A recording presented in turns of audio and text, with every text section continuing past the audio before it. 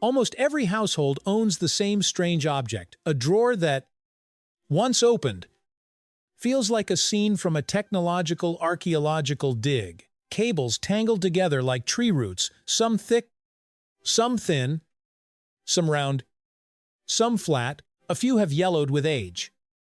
Others remain bright white. But they all share one thing in common. Most of them no longer plug into anything you own. Seen from above, that drawer is a compressed map of the last 2 or 3 decades of technology. A round port cable for an old mouse. A VGA cable for a CRT monitor. A needle-shaped Nokia charger. A micro USB cable from a long-lost Android phone. Each generation of devices leaves behind its own artifact. And all of them end up in the same place, a graveyard of standards. Behind this mess lies more than aesthetics or poor organization. Every discarded cable represents plastic, copper, and energy already consumed in mining and manufacturing. Multiply that by hundreds of millions of people. And suddenly, this becomes a macro-scale problem. Mountains of electronic waste, created simply because manufacturers could not agree on something as basic as a connector.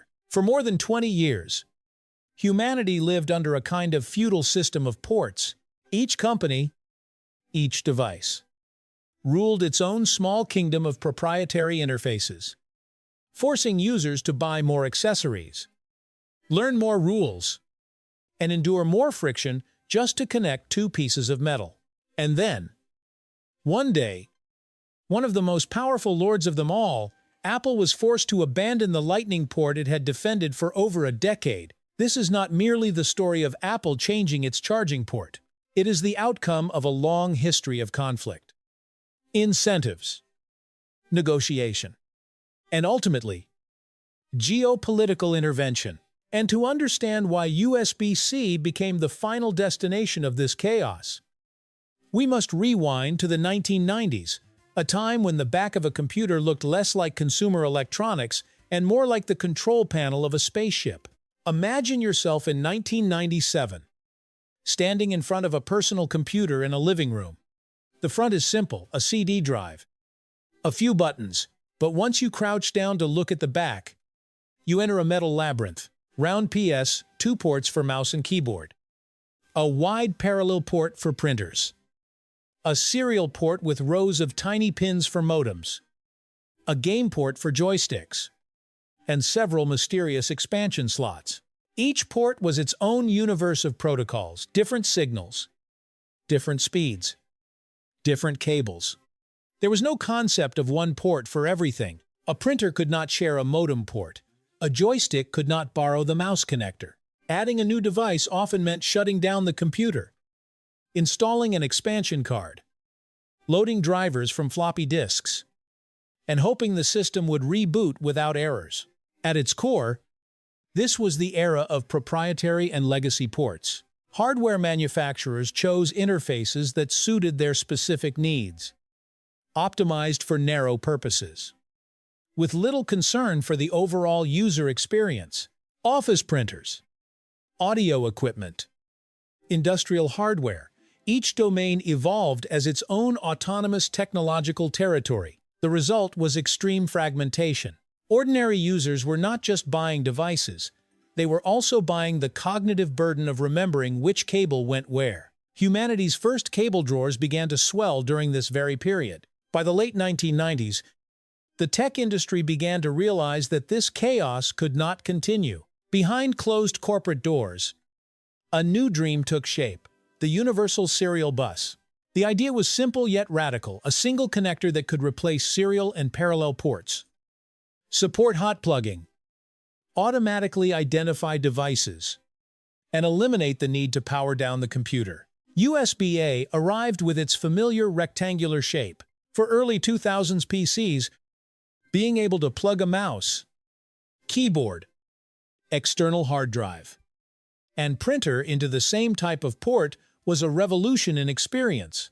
For the first time, plug and play became real. Plug it in, and it just worked. But the dream of universality soon collided with the limits of industrial design. USB-A was optimized for desktops and bulky laptops. not for devices that were rapidly shrinking, as mobile phones, music players, and pocket cameras became smaller. USB-A began to feel like installing a warehouse door on a studio apartment. The industry responded with temporary fixes, mini USB, then micro USB, micro B, and other variations. On paper, they were all still USB. In users' pockets, universality turned into a joke. The camera cable did not fit the phone. The phone cable did not fit the external hard drive. The dream of one port for everything was fractured by the very trend of miniaturization, a miniaturization crisis that early USB generations could not solve. By the early 2010s, the landscape had changed fundamentally. Mobile devices were no longer accessories to computers.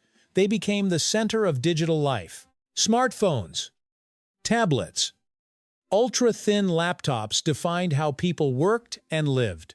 Users moved constantly, demanded faster, slimmer, more powerful connections. The bulky ports of desktop PCs no longer fit a world of backpacks, suitcases, co-working spaces, and cafes. In this context, major players, Intel, Microsoft, HP, Apple, and others came together under the USB Implementers Forum. This time, the ambition was greater to create a permanent connector standard that could survive across generations, flexible enough to avoid spawning yet another mini or micro variant. The result was USB Type-C, a small, symmetrical oval port capable of carrying both high-speed data and high-power electricity. Ironically, Apple, the company famous for its closed ecosystem, was one of the key architects of this standard and among the earliest adopters, introducing USB-C on the MacBook in 2015. Yet the story was far from simple. On the iPhone, Apple continued to use Lightning, a proprietary standard that generated enormous revenue through its MFI Made for iPhone certification program. Lightning was not a bad connector. It was smaller than USB-A, reversible, and perfectly adequate for smartphones for many years.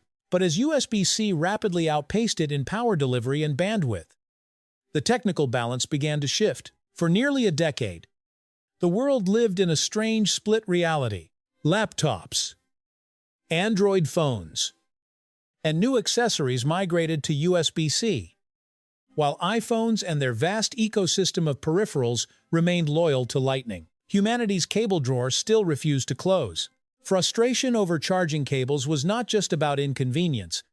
It pointed to a much larger issue: electronic waste. Every phone upgrade left millions of chargers and cables behind. In Europe alone, thousands of tons of chargers are discarded every year, many still functional, but incompatible with newer devices. European lawmakers viewed the charging port problem not merely as a technical issue, but as a matter of public policy. A common charging standard would allow users to reuse cables, reduce manufacturing demand, and ease pressure on waste management systems. This was not just about convenience. It was part of a broader strategy to combat pollution and climate change. After years of debate, the European Union passed a landmark regulation: portable electronic devices from smartphones and tablets to headphones sold in the EU would be required to use USB-C charging ports by a specific deadline. At that moment, geopolitics entered the engineering meeting. For most Android manufacturers, the decision simply formalized what had already happened. For Apple, it posed a stark choice: maintain Lightning and produce a separate iPhone variant exclusively for the EU, an expensive and impractical path, or surrender and transition the entire lineup to USB-C. When the iPhone finally adopted USB-C, it was not just a small change at the bottom of the device. It marked the end of an era in which companies could freely build interface walls to lock users into proprietary ecosystems. This time, the rules were no longer written by industry alone. They were co-designed by policymakers representing public and environmental interests. The history of connection ports is not merely a story of engineers, signals, and pins. It is a history of power, isremendi, and responsibility. From the chaos of serial and parallel ports, to the first universal dream of USB-A, to the reconstruction brought by USB-C, and finally to political enforcement by the EU, each phase has left its trace in your cable drawer.